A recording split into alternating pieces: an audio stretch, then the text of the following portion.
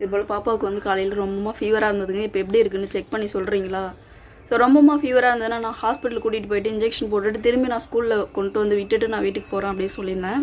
இன்றைக்கி என்ன வீடியோ பார்க்க போகிறோம்னா, ஸோ பாப்பாவுக்கு வந்து ஃபீவர், ஸ்கூல் ரொட்டீன் தான் பார்க்க போகிறோம். 1 minute later. ஆக்சுவலி பார்த்தீங்கன்னா காலையில் வந்து பாப்பாவுக்கு வந்து ஹெவி ஃபீவர், வாமிட்டு. இந்த மாதிரி சுச்சுவேஷனில் நம்ம எப்படி ஸ்கூல் அனுப்புவோம்? நீங்களே நினச்சி பாருங்கள். நம்ம பிள்ளைங்களுக்கு உடம்பு சரியில்லைன்னா நம்ம எப்படி ஸ்கூலுக்கு அனுப்புவோம்? நான் வந்து எனக்கு வந்து விருப்பமே இல்லை. ஆனால் ஸ்கூலோட ரூல்ஸ் பார்த்தீங்கன்னா ஸ்கூலுக்கு வந்தே ஆகணும் கட்டாயமாக. ஃபீவராக இருந்தாலும் எனி எமர்ஜென்சி ஹெல்த் இஷ்யூவாக இருந்தாலும் ஸ்கூலில் கூட்டிகிட்டு வந்து குழந்தையில காமிச்சிட்டு, ஓகே இந்த சுச்சுவேஷனில் தான் இவங்க இருக்காங்க, சரி நீங்கள் கூட்டிகிட்டு போங்கன்னு அவங்க சொல்கிற வரைக்கும் நம்ம ஸ்கூலுக்கு கூட்டிகிட்டு போயிட்டு அங்கே வந்து காமிச்சாதான் அவங்க விடுவாங்க. இல்லைன்னா அவங்க சிவியராக ஆக்ஷன் எடுப்பாங்க. பாப்பா படிக்கிற ஸ்கூலை பொறுத்த வரைக்கும் சிவியராக ஆக்ஷன் எடுப்பாங்க. என்ன ஆக்ஷன் பார்த்தீங்கன்னா, சர்டிஃபிகேட்டை கிழிச்சு கையில் கொடுத்துருவாங்க. நீங்கள் எங்கேயாவது கூட்டிகிட்டு போய் ஸ்கூலில் சேர்த்துக்கோங்க, இங்கே படிக்க வைக்க முடியாது அப்படின்னு சொல்லிடுவாங்க. ஸோ அந்த மாதிரி தான் நம்ம பாப்பாவோட ஸ்கூலு. பாப்பாவும் தம்பி அதில் தான் படிக்கிறாங்க. பட் ஸ்ட்ரிக்டான ஸ்கூல் தான், நான் இல்லைன்னு சொல்லலை. எமர்ஜென்சிக்கு ஒரு லீவ் கொடுத்தா என்னங்க, அதுதான் நான் கேட்குறேன். ஆல்ரெடி இதே சம்பவம் போன வருஷம் வந்து நான் டார்லிங்கில் ஒர்க் பண்ணிகிட்டு இருந்தேன். கோயில் ஃபெஸ்டிவல் வந்து தீமிதி திருவிழா இருந்துச்சு எங்கள் ஊரில். அப்போ என்ன பண்ணிட்டாங்க, பெரியவங்கெல்லாம் வீட்டில் வந்து பசங்க வந்து ஸ்கூல் லீவ் போடட்டும், இன்றைக்கி ஒரு நாள் தானே லீவ் போடட்டும், வருஷத்துக்கு ஒரு நாள் தான் இந்த தீமிதி திருவிழா வருதுன்னு சொல்லி லீவ் போட வச்சுட்டாங்க.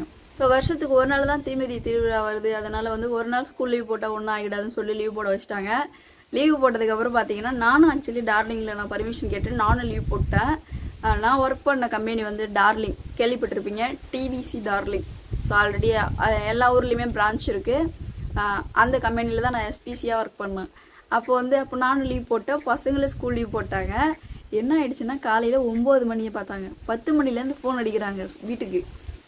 பசங்க ஸ்கூலுக்கு வந்தே ஆகணுங்க, எங்களுக்கு தெரியாது, ஸ்கூலுக்கு கூட்டிகிட்டு வந்தே ஆகணும், ஏன் லீவ் போட்டீங்க, எதுக்கு லீவ் போட்டீங்க, மதியம் 1 மணி வரைக்கும் உங்களுக்கு டைமு, மதியத்துக்குள்ளே கொண்டு வந்து ஸ்கூலில் விடுங்கன்னு சொன்னாங்க. எங்கள் வீட்டில் கேட்கல, சரி நாளைக்கு போய் பார்த்துக்கலாம் அப்படின்ட்டாங்க. மறுநாள் நான் வேலைக்கு போகணும், டார்லிங்கில் ஒர்க் பண்ணுறேன். காலையில் 9:30 மணிக்கு நான் வேலைக்கு போயிட்டு பஞ்சு வைக்கணும். 9:30 நான் போய் பஞ்சு வைக்கலன்னா அந்த டைம் வந்து ஒரு 5 நிமிஷம் லேட் ஆனாலே என்னோடய சேலரியில் வந்து பெனாலிட்டி போட்டுருவாங்க. ஸோ பெனாலிட்டி போட்டுட்டாங்கன்னா எனக்கு ஒரு நாளைக்கு சேலரியே 300 தான் வருது. அதில் எவ்வளோ 100 ரூபா பிடிச்சிடுவாங்க. ஒரு நாள் நான் வந்து பர்மிஷன் இல்லாமல் எனக்கு அந்த 5 நிமிஷம் லாஸ் ஆகிடுச்சுன்னா கண்டிப்பாக எனக்கு பெனாலிட்டி போட்டுருவாங்க. அதெல்லாம் பார்க்க மாட்டாங்க, பாரபட்சமே பார்க்க மாட்டாங்க, போட்டுருவாங்க. நமக்கு தான் நஷ்டம், அவங்களுக்கு லாபம். ஸோ அந்த மாதிரி வந்து டார்லிங் ஒர்க் பண்ணுறதுக்கு நான் மறுநாள் கிளம்புறேன். தீமிதி திருவிழாலாம் முடிச்சுட்டு கிளம்புறேன். வீட்டில் என்ன சொல்லிட்டாங்க, 4 பேரையும் நீ கொண்டு போய் ஸ்கூலில் விட்டுட்டு பர்மிஷன் வாங்கிட்டு நீ போ அப்படிங்கிறாங்க. எப்படி இருக்கும், என்னடா அது இப்படி நான் ஸ்கூலில் போய் உக்காந்து கிடக்கிறது அப்படின்னு யோசிச்சுட்டே பசங்களை கூட்டிகிட்டு வண்டியில் உட்கார வச்சிட்டேன். ஆக்சுவலி அக்கா பசங்க 2 பேர், என் பசங்க 2 பேர், 4 பேர். ஏன்னா 4 பேர் தானே லீவ் போட்டாங்க. 4 பேரும் வேனில் ஏற்றலை, வேனில் ஏற்ற முடியாதுன்ட்டாங்க. டேரெக்டாக ஸ்கூலுக்கு கூட்டிகிட்டு போங்க. நேற்று லீவ் போட்டவங்க இந்த ஸ்கூலை பொறுத்த வரைக்கும் எங்கள் ஊரில் வந்து லீவ் போட்டால் மறுநாள் வேனில் ஏற்ற மாட்டாங்க. டேரெக்டாக பேரண்ட்ஸ் வந்து ஸ்கூலுக்கு கூட்டிகிட்டு போயிட்டு அங்கே ஹேண்ட் ஒர்க் பண்ணி ஒப்படைச்சிட்டு தான் நம்ம வரணும். அதே போல் பார்த்தீங்கன்னா வேனில் ஏற்றலை. அதுக்கப்புறம் மறுநாள் வந்து பசங்களை நான் கூட்டிகிட்டு 4 பேரையும் கூட்டிகிட்டு என்னோட லஞ்ச் பேக் எடுத்துக்கிட்டு, நான் வேலைக்கு போகிற பேக் எடுத்துக்கிட்டு, பசங்க 4 பேரையும் ஸ்கூட்டியில் ஏற்றிக்கிட்டு போகிற வழியில் தான் ஸ்கூலு கொண்டு போய் ஸ்கூலில் விட்டுட்டு போகலான்னு பார்த்தா வெயிட் பண்ண சொன்னாங்க. சரி 30 நிமிஷம் 1/2 மணி நேரம் வெயிட் பண்ண சொல்லுவாங்க, அதுக்கு மேலே விட்டுருவாங்கன்னு நினச்சிட்டு நானும் வெயிட் பண்ணுறேன். சார் மீட்டிங்கில் இருக்கிறாரு, வெயிட் பண்ணுங்க. 9:30 மணிக்கு கேட்குறேன், சார் மீட்டிங்கில் இருக்காரு, வெயிட் பண்ணுங்க. 10 மணிக்கு சார் மீட்டிங்கில் இருக்காங்க, வெயிட் பண்ணுங்க. 10:30 மணி எனக்கு டென்ஷன் ஆயிடுச்சு. ஏங்க எவ்வளோ நேரம் உட்காந்து கிடக்கிறது, எனக்கு வேலை இல்லைங்க, நான் வேலைக்கு போகணுங்க, எனக்கு டைம் ஆகுதுங்க. அவங்க சொல்கிறேன், அதுக்கு பிரின்சிபல் சொல்கிறாங்க, ஏம்மா வேலைக்கு போகணும் டைம் ஆகுதுன்னு தெரியலம்மா, இந்த அக்கறை ஏன் பசங்க படிப்பில் இல்லைன்னு கேட்குறாங்க. ஏன்னு லீவு போட்டீங்க, எதுக்கு லீவ் போட்டீங்க, கோயில் திருவிழா, உடம்பு சரியில்லை, எதுக்கும் லீவு கிடையாதுன்னு அக்ரிமெண்ட்டில் கையெழுத்து போட்டு தானே அன்றைக்கி ஸ்கூல் சேர்த்திங்க, யாரை கேட்டு நீங்கள் லீவ் போட்டீங்க அப்படின்னு ரூல்ஸ் பேசுனாங்க. எனக்கு டென்ஷன் அதிகமாகிட்டே போகுது. ஏன்னா எனக்கு டைம் வேறு ஆகுது. ஐயோ மணி வேறு 10 ஆகிடுச்சிங்க. 9:30 மணிக்கு நான் வேலைக்கு போகணும்.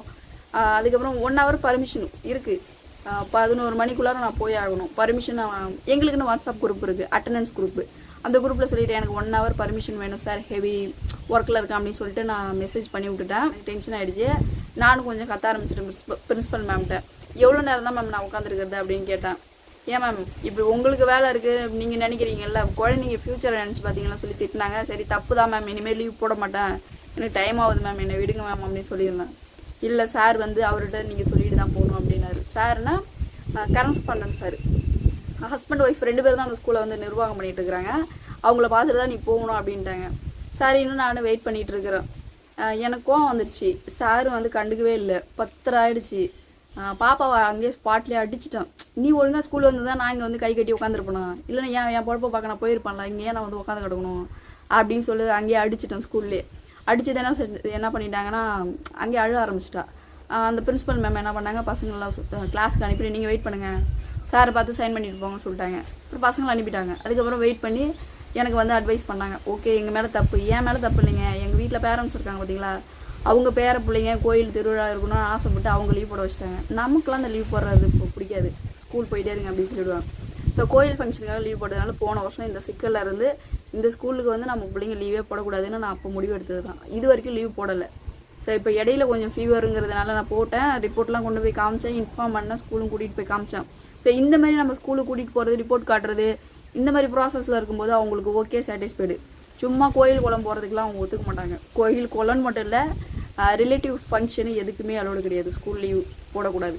அந்த ஸ்கூலை பொறுத்த வரைக்கும் ஆக்சுவலி பணம் நான் தான் கட்டுறேன், ப்ரைவேட் ஸ்கூலு தான். ஆனால் அவங்க ரூல்ஸ் போடுறாங்க. பெட்டர் தான், நான் இல்லைன்னு சொல்லலை. பிள்ளைங்களோட ஃப்யூச்சர் அவங்க பார்க்கும்போது எனக்கு கொஞ்சம் பெருமையாக தான் இருக்குது.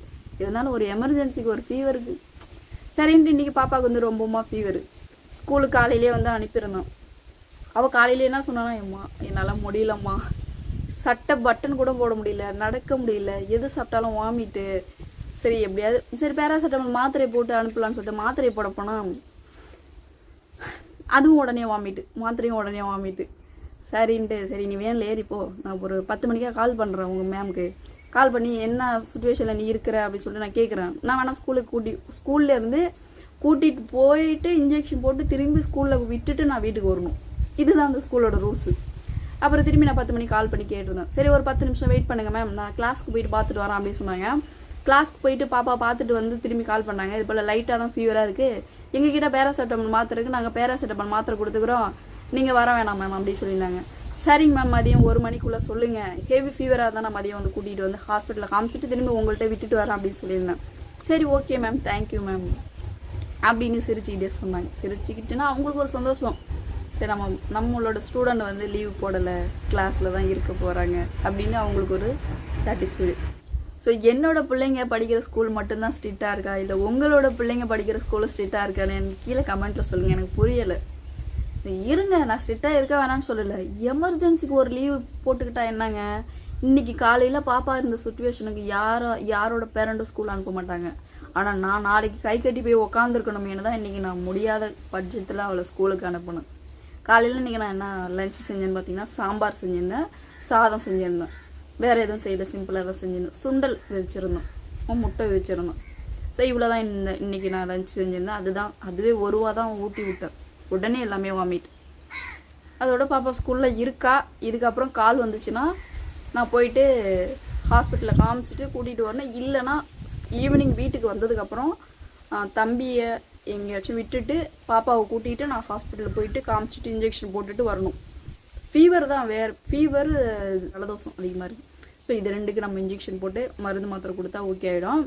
ஸோ தண்ணி தான் ஒத்துக்கலை. ஸோ பாப்பாவுக்கு வந்து தண்ணியில் கண்டா இருக்குதுன்னு ஆல்ரெடி நிறைய பேர் சொல்லிடுறாங்க.